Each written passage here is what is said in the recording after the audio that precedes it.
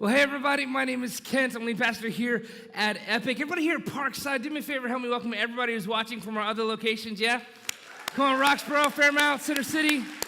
We love you guys, so glad you're at church today. You made it to church on Marathon Sunday. I like you people, right? You know, here's why, because detours don't hold you back. They can't keep you from what you want. I'm so glad you're here. I'm glad you're hungry. We're going to have a great day. It's going to be good. Last week, we kind of hit pause on our Dream Job series to celebrate all the people who got baptized and took their next step. And I got to tell you, last week during one of the services, I stood in the back of the auditorium, and I had a little bit of a moment. I just stood back there and was looking at the screen and just listening to all the different stories that people were sharing about what God was doing in their life. And I was just amazed at what God is doing in our church, and specifically what God is doing in people's lives.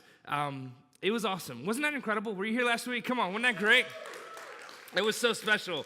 I just love seeing the difference knowing God and following Him makes in a person's life. There's just nothing like it. Now, we're going to jump back into our series, Dream Job, this week, but I want to take a moment just before we do and remind you about the end of year offering that's coming up on December 10th. And this is a really big deal for us every single year. This is an opportunity for you to give as a way of thanking God for His faithfulness in your life all year long. But it's also an opportunity for us to be able to give in support of what God is doing in and through our church. Listen, what happens here is amazing. And I want to see more and more of it. And that means all of us stacking hands and supporting it. And so at the time of year where we celebrate God giving His very best gift to us, right? Christmas, Jesus, He gave Jesus so that we could have the very best gift of all. That's life and life for forever. At the time of year when we celebrate that God gave us His very best gift, man, I want to challenge you to make sure that the very best gift that you give this Christmas season is the one that you give to God, right? I mean, after all, it's His birthday. It's not anybody else's birthday.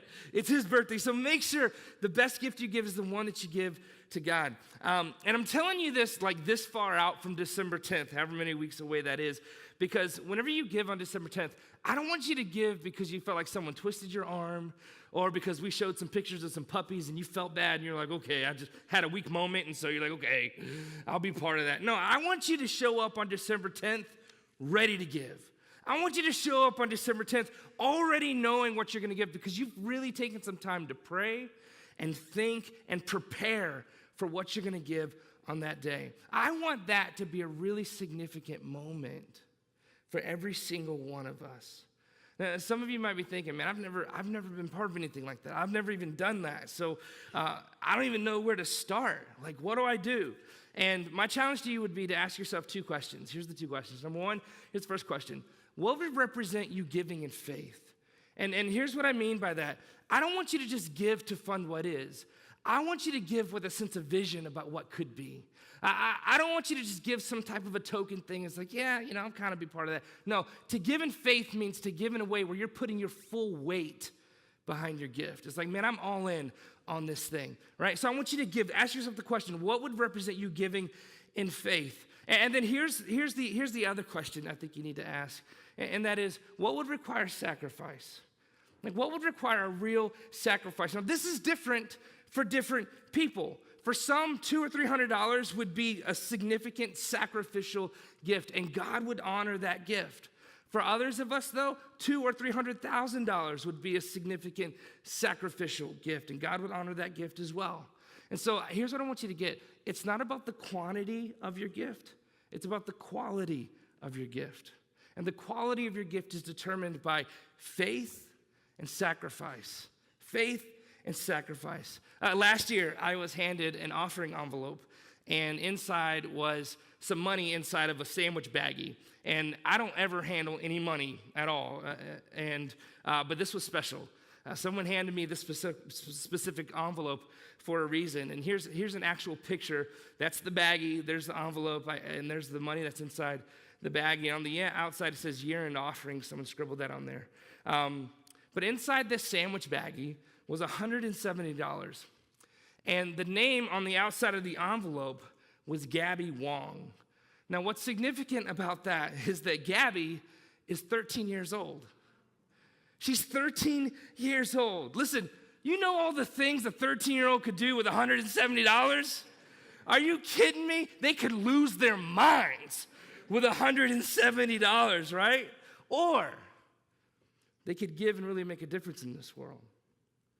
She chose to give to what really matters most. And she did it without even getting the tax break. Are you kidding me? Like, that's amazing that she took that step. Can you imagine the faith it took for her to give? Can you imagine the faith it took for a 13-year-old to give that amount of money as a gift to her church in support of what was happening here? Can you imagine the sacrifice it was for a 13-year-old to give that type of a gift? Man, listen, it's not the quantity, it's not the amount that matters. It's the quality of the gift that matters. And so I want to ask you to be praying, and don't make sure you don't get outgiven by a 13-year-old. I'm just saying, you probably shouldn't do that, right? Be praying about what you're going to do on the 10th. It's going to be a powerful, powerful day. And I believe that if we'll all give what God's calling us to give and we'll all do what God's calling us to do, I believe it's going to be a day of miracles for our church because we're really going to be able to accelerate the vision, right? Listen, there's all the things that we're currently doing as a church, and they're great, our 4 different locations, and we're going to keep doing those things, and we'll keep plugging along. It's going to be great. But then there's also those things that we're dreaming about, those things that God's kind of placed in our heart that we want to do. And there's a gap between what we're doing right now and what we want to be able to do in the future. And we'll eventually get to that stuff in the future, but listen, it's our generosity that determines how fast we close that gap. And you've heard me say this before, but I'll say it one more time. The fulfillment of our vision as a church, to see every person in the city know Jesus is the forgiver and leader of their life, the fulfillment of that vision moves at the speed of our willingness to be generous. Like, we're part of that. And so make sure that you're praying about what you're going to do on December 10th. I know that we are. Tiffany and I have been praying. We've been talking. In fact, last night we had a conversation about this, and Tiff looked at me, and she threw out a number, and I immediately just doubled it. And she looked back at me, and she was just like, seriously? And all that means is that she needs to do some more praying, because in our house, the highest number wins every time. It just wins. The highest number wins, right? So we'll make sure we work that out, right? And if you're not a couple, then you don't have to worry about that. You can just kind of, you and God can work that out. But if you're a couple, you got to kind of figure out how to work with each other on that. And here's what I would suggest: if you don't want one of you to win, if you both kind of throw out a number, you don't want one of you to win, just add those two numbers together and give that.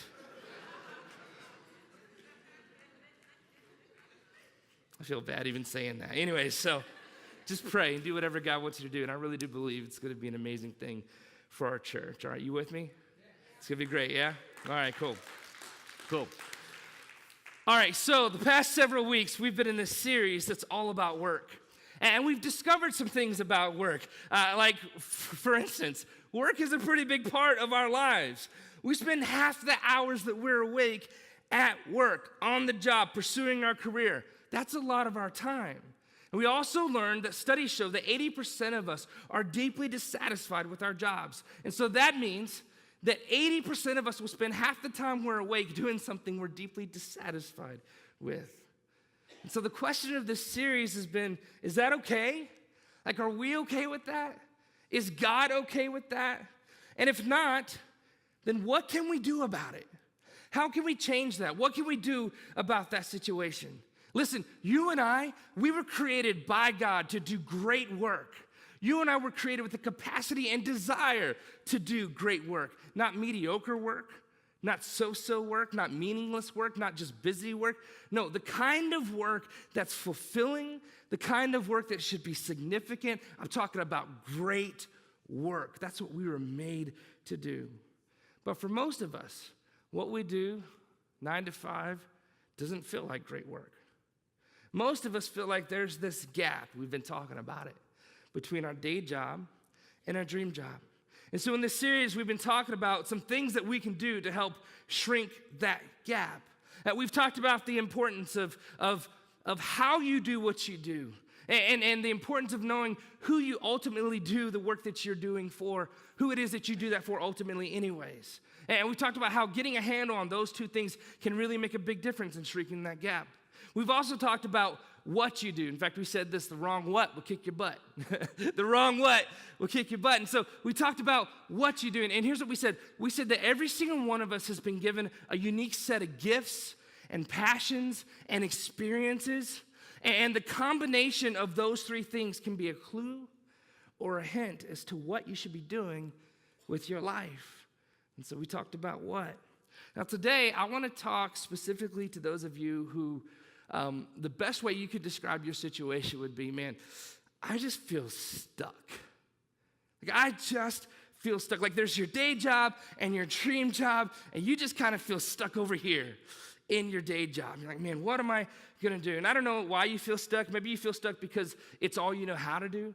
Maybe you feel stuck because it pays the bills and you feel like you can't afford to explore anything else.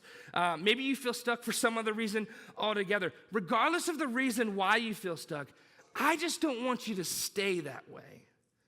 I don't want you to stay stuck. Listen, if you feel stuck and you stay that way, it's going to impact every other area of your life.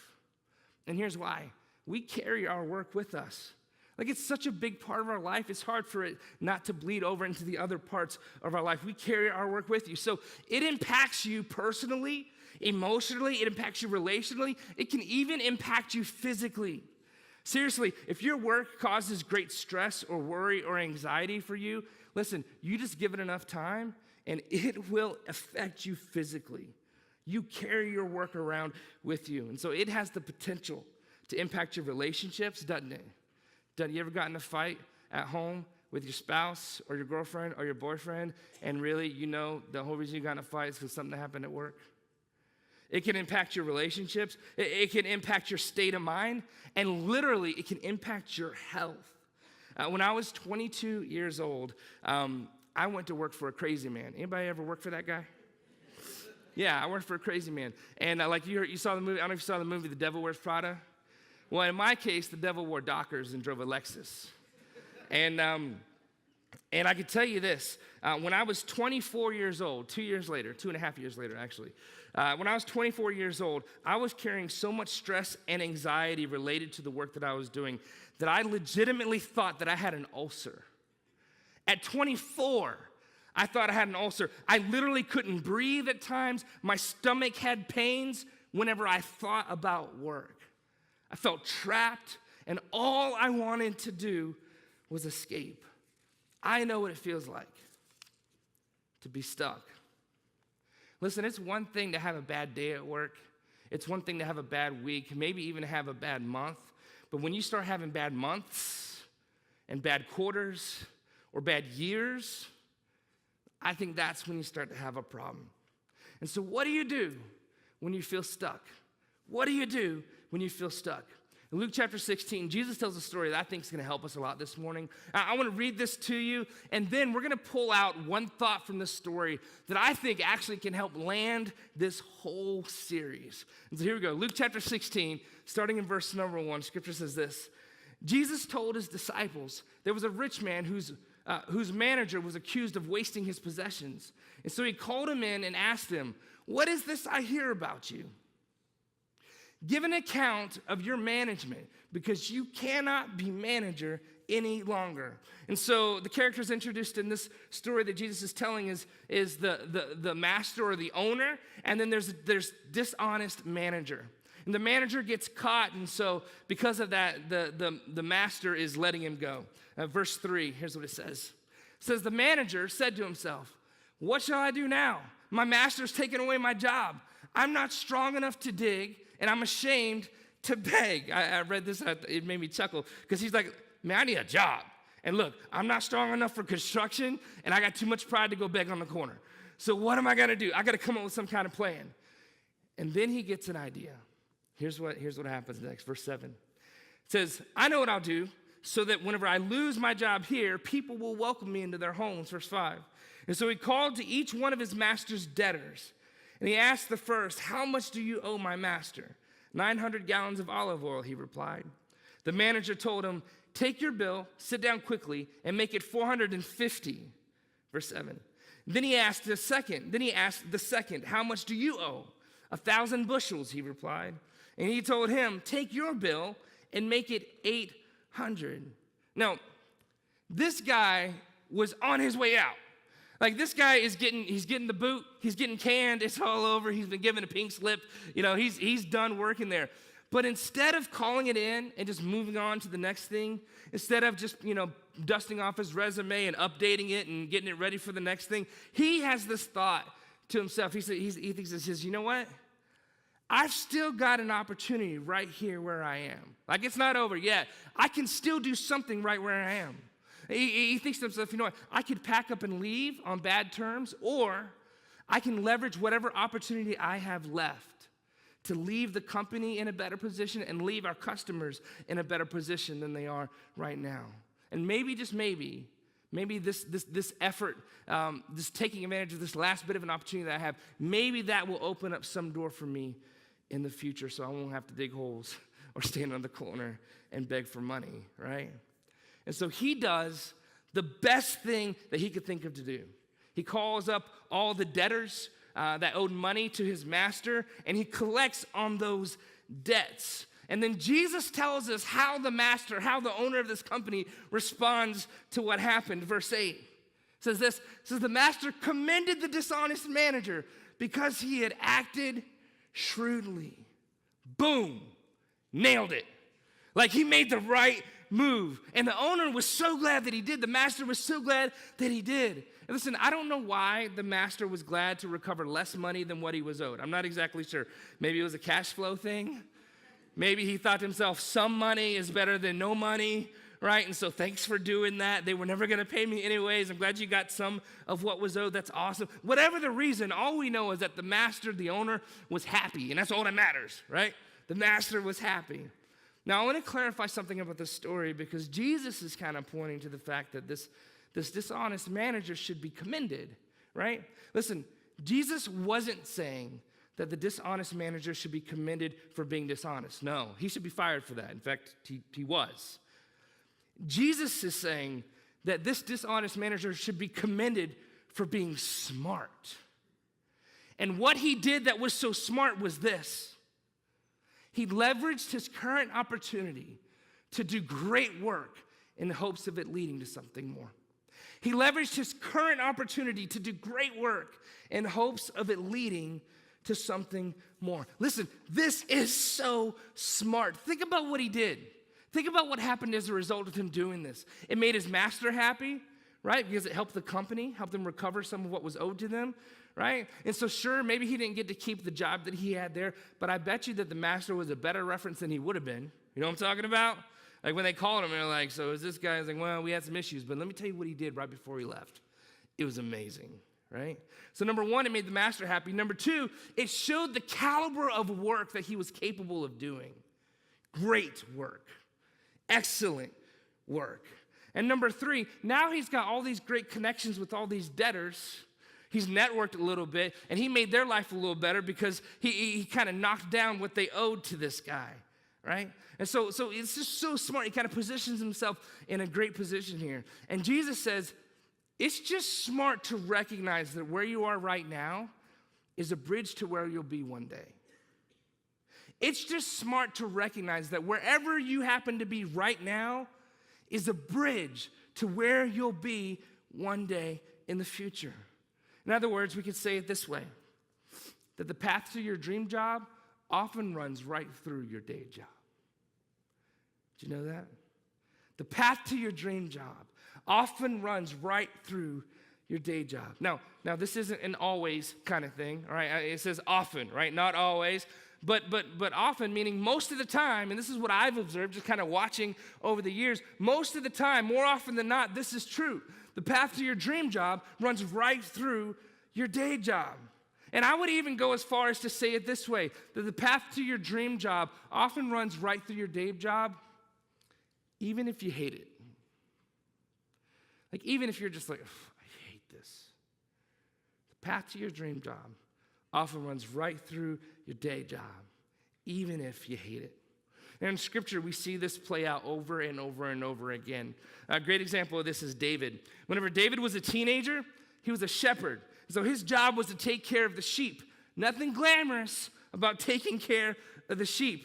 it's not anybody's dream job. Nobody wants to take care of the sheep, all right? One day, one of his sheep gets attacked and killed by a lion.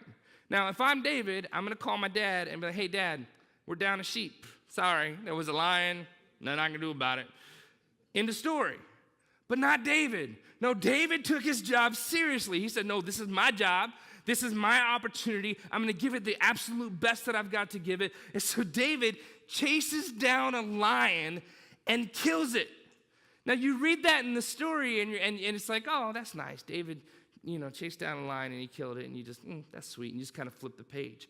But hold on. Have you ever seen a lion? Are you kidding me? You don't just flip the page after that. You're just like, wow. Like, that's a huge deal. That's amazing that he did that, right? It's crazy. Then a bear comes along and takes one of his sheep. Again, I'm thinking, call Dad. Hey, Dad, we're down another sheep. Not David. No. David says, no, this is my job. This is my current opportunity. And he went, chased down this bear, and killed it. And again, I'm thinking, are you serious? Have you seen a bear? It's a bear. This is not Yogi. This is not Boo Boo. I'm not sitting here talking about Winnie the Pooh right now. No, this is a real bear with some real bear teeth and some real bear claws. Are you serious right now? He went and chased down the bear. And then one day he goes to visit his brothers. And there's this big giant, his name's Goliath, and he's taunting the entire army. And so David took his slingshot and some stones, and he killed the giant. Maybe you've heard the story. The only reason he was able to do that was because he had already killed a lion and a bear. Listen, David killing Goliath was just an extension of what he had already done. And doing that made him a national hero, which got him invited to the palace, and eventually he became the king. Sounds like a dream job to me. You know what I'm saying? Right? Here's what I want you to see about that. This leads to that. This leads to that. This, where you are right now, oftentimes is the thing that leads to where you'll be one day. This leads to that. So listen, don't despise this. If this leads to that, don't despise this. Take full advantage of this. Give your absolute best to this, because one day you're going to need what happens here so that you can do what's going to happen there. You know what I'm saying? This leads to that. Listen, David didn't sit around and wait for God to supernaturally make him a king. No, he took full advantage of every opportunity that he had, whatever opportunity was in front of him. If it was a lion, it was a lion. If it was a bear, it was a bear. If it was a giant, it was a giant. If it was taking a sheep, it was taking care of sheep. Whatever it was, he just did the best he could. And he got his dream job as a result, because this leads to that, right? Another example, Joseph in the scriptures. Joseph was sold by his brothers into slavery. And so what does he do? He becomes the best slave he could possibly become. And you think you hate your job? He just becomes an amazing slave. Then he's falsely accused of rape and he's thrown in prison. So what does Joseph do? He becomes the best prisoner that there's ever been, ever in the history of ever. And then he ends up somehow in front of Pharaoh. And Pharaoh makes him the second in command over all of Egypt. Sounds like a dream job to me. How'd that happen? You know how that happened? This leads to that. Listen, God often uses our current opportunities to connect us to and prepare us for his future plans for our lives. Don't miss this. God often uses our current opportunities to connect us to and prepare us for his future plans for our lives. I've seen this happen over and over and over and over again. And I've seen it happen in my own life. I became a follower of Jesus when I was 12 years old. And that same year, I just decided that I was like, you can know God? Are you kidding me? You can have a relationship with God? That's a real thing for people? Are you serious? I wanted everybody to have that. I wanted everybody to know that. And so I took every opportunity I had to be able to speak and to lead and to share that with other people. They had this thing, we went to this real traditional Baptist church. They had testimony night. I don't even want to get into it, but essentially it was a whole night and people just kind of stood up and they said stuff. And so that was an opportunity to get up and speak in front of some people. And so I did it. I didn't even have a testimony. I just made one up. I was like, what's up? I got something to say. And I just said it, right? Because that was the opportunity that I had. And then I preached my first sermon ever. My very first sermon. I preached my first sermon when I was 12 years old. The title of my sermon was To Be or Not to Be a Hypocrite. It's very dramatic. And it's funny, I had this like killer illustration. I thought, all right, here's what I'm gonna do. I was dressed up had a suit, had a tie. I was looking fly, right? Because that was actually the correct term back in the 90s. So, looking fly, right? And so I'm standing up there, and underneath my suit, unbeknownst to everybody else, I had cut up my shirt and cut up my shorts underneath, and like it was all junky looking. I cut up the bottom of my tie where you couldn't see it, kind of where it's tucked in. In the middle of the sermon, I was talking about how you can look one way on the outside but be a completely different way on the inside. And I took off my jacket, and I was all cut up and messed up, and everybody was like, whoa. It was such an amazing moment. I was like, yes. And then I was like, oh, I got my shorts underneath. And so I started taking off my pants. But then this 13-year-old girl on the front row said, oh, please, God, no. And that was the end of my first sermon. Because I was too embarrassed to keep going. I was just like, just walked off. That's how it ended. Right? Then in high school, I spoke every time I got the chance to speak. And I led every time I got the chance to lead. And so they had this little Bible study thing, and I just went and led that and just kind of did a thing. I became the chaplain of my high school. You didn't even know that was a thing, and that's because it wasn't. I made it up. I was like, I would like to be the chaplain of the high school. There is no such thing. There is now. I'm it. Like, I just did that. I was like, I should just do that, right? I'm going to do that, right? Then I had the opportunity to work at the fastest growing church in America. But get this, I worked there for free. In fact, I paid them to be able to work there. I still don't understand exactly how that worked. I paid them money to be able to be there and learn and work for free. That's what I did, right? Then that led to an opportunity for me to be the worship pastor of the students and to be the children's pastor at that church. And then that led to an opportunity for me to lead music at a church in the suburbs of Philadelphia and to be the youth pastor and then also do some young adult stuff and some things like that. And let me tell you about my youth group. We had 6 kids. Like the whole youth group could fit right here. We're 6 of us. And I told them, I was like, we're going to change the world. And they're like, no, we're not going to change the world.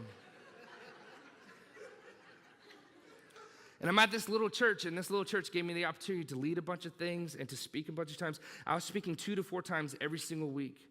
And sure, I was speaking to 6 kids on the front row.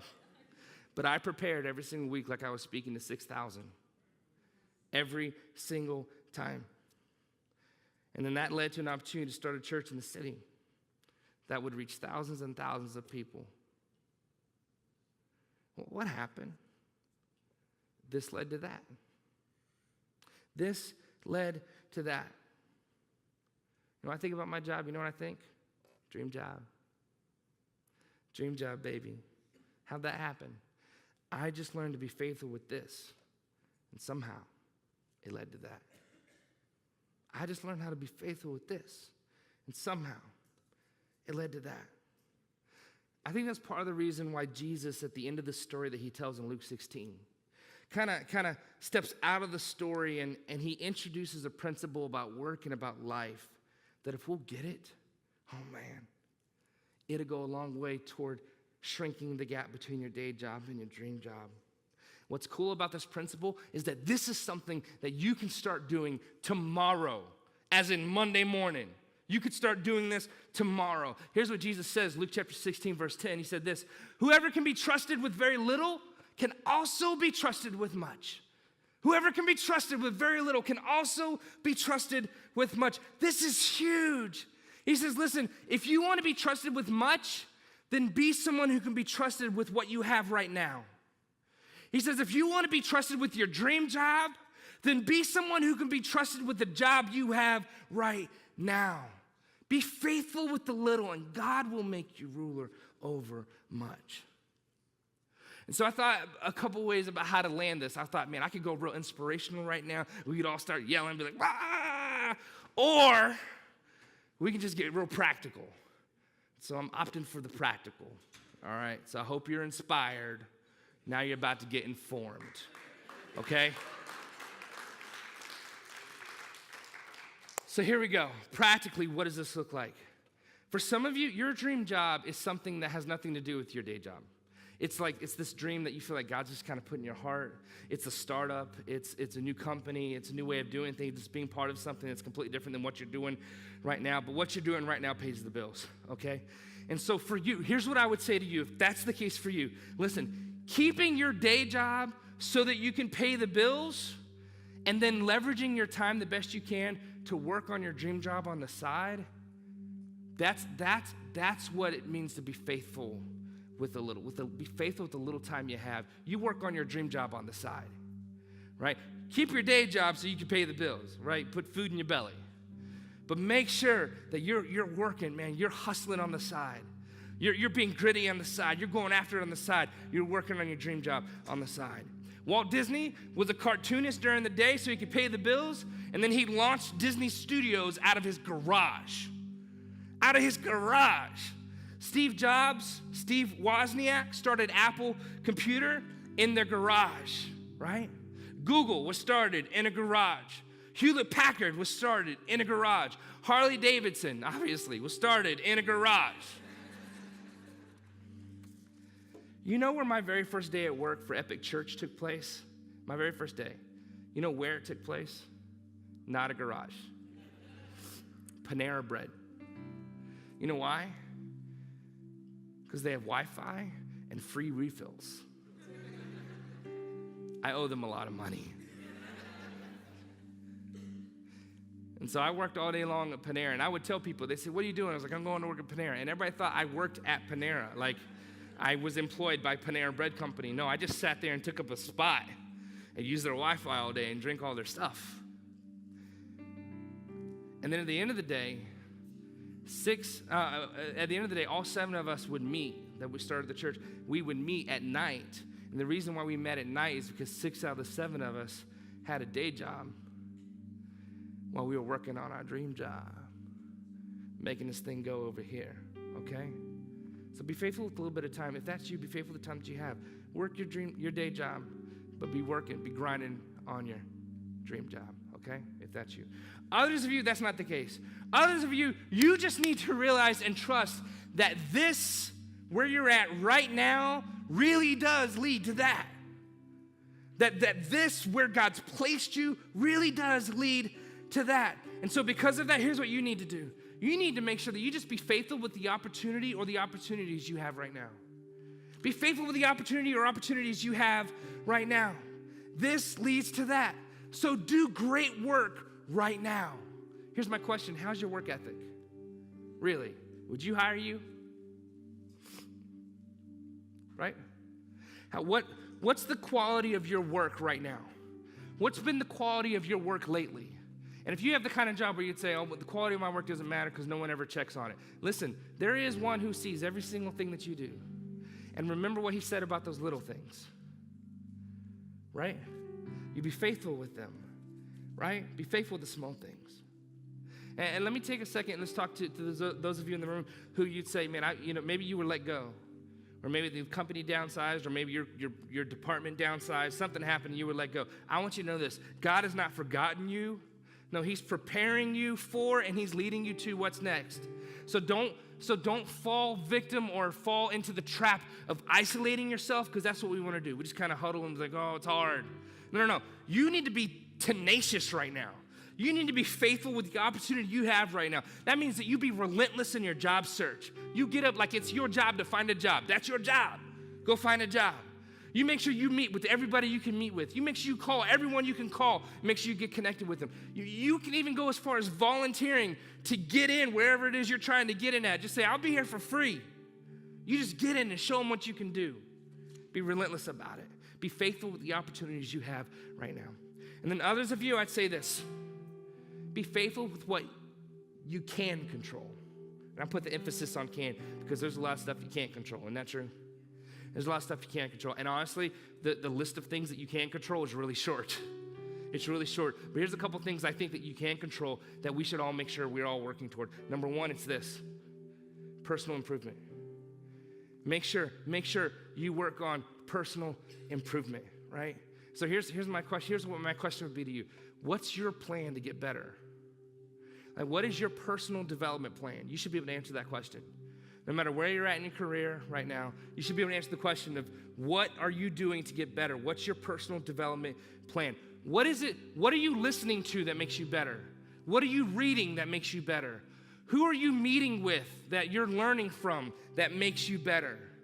You should be able to answer those questions. Now listen, I don't read a lot, but I listen to a lot. I'm auditory, so I buy a ton of audio books, and I listen to a ton of podcasts, and I make my computer like speak to me. I'll pull up an article and I'll have it speak, and I just listen to it. That's how I learn. But I'm always listening to something. Every drive I'm going somewhere, I'm listening to something, and it makes me better. I'm looking for opportunities all the time to meet with people that are further down the road than me. And so I'll go some places to meet with people, and I'll bring my list of questions. I'm like, hey, here's some questions I have. It's going to take 30 minutes. I got 5 questions. Can we go through this? Would you meet with me? I do that on a regular basis. Why? Maybe you're thinking, oh, you just really must like doing that.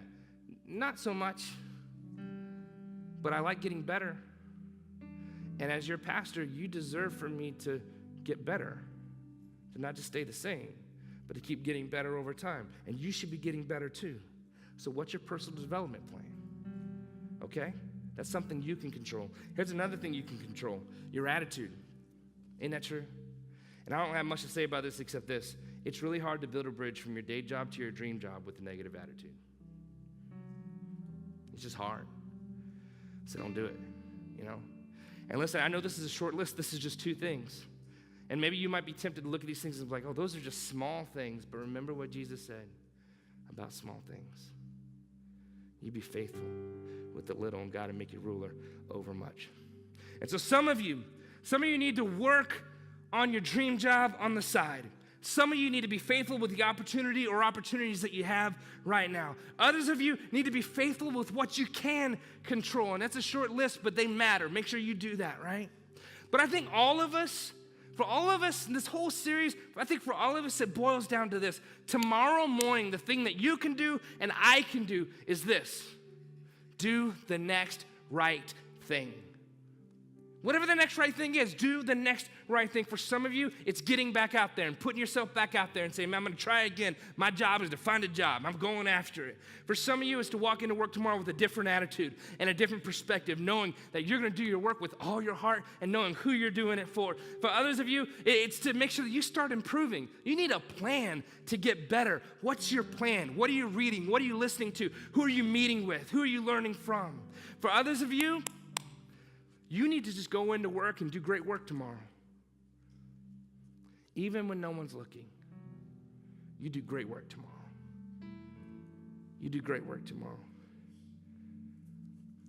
And others of you, you need to just figure, if you can't figure this out, if you're like, I don't know what the next right thing is, you need to ask your life group. And if you need to get them all together and be like, hey, I don't know what the next right thing is. You guys got any feedback for me? Can we work on this together? You need to talk to your life group. And if you're not in a life group, you need to get in a life group so you got some people to talk to about your stuff. Right? Right? I'm just saying, you should do that. The reason why I'm so passionate about this is because I see how this is connected to every other part of my life. As I look back at my path, I can see how my work history, how following God through that, this has led to that. Not only has it led from one job to another job and all this kind of stuff, but you know what? The other that's that it's led to? This led to that wife. My wife, my lady. I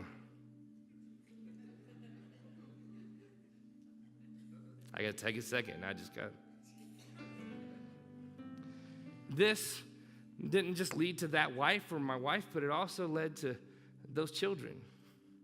I love my babies. All 3 of them. I keep forgetting about the 3rd one, but I know. He's new. He's 8 weeks old, so. I love him. I love him. This has led to the friends that we have, to the life that we get to enjoy. This, being faithful with this, has led to the life that my kids get to have. The church that my kids get to grow up in. You have no idea. how big of a deal that is. We had this moment the other day, Tiff and I. We were, my daughter, we found out that Kaylee, this past year, we found out that she's dyslexic. And so she has a learning difference. And that can be really challenging, terribly challenging. Kaylee's a champ, though. She's like, oh my gosh, I could go on for days. But turns out we're trying to figure out what's the best thing that we can do for her. How can we help her go further, faster? We want her to be confident and succeed and do well. She's got great things on the inside of her. I know God's got great plans for her. So how do I position her to best be able to experience that and move into that and move toward that? And what can we do as parents? And so we did a bunch of research. And turns out that the two best schools for kids with learning differences, one's in Boston and one's in Conshohocken. Conshohocken. And my daughter gets to go to that school. And we're driving down the road, and we just left the school. And man, Kaylee's just come alive this year. She's so happy and fulfilled and excelling. And we're driving down the road, and I looked at my wife, and I said, babe, remember when we almost took that job in Atlanta? Aren't you glad? Because this school's not in Atlanta. It's in Conshohocken. I wonder if God knew that.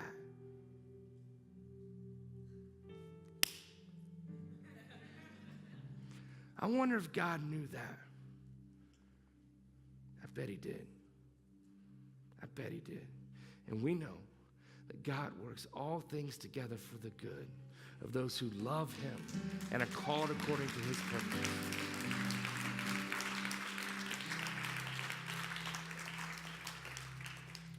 This leads to that. So, you were created with a desire and capacity to do great work. Do it. And you'll get to your dream job. Amen? Amen. Let me pray for you. God, I thank you for every person here. I pray your blessing, your leading, your direction. And God, I just pray you give us the wisdom to know what to do with what we just heard and the courage to do it. In Jesus' name, amen. God bless you.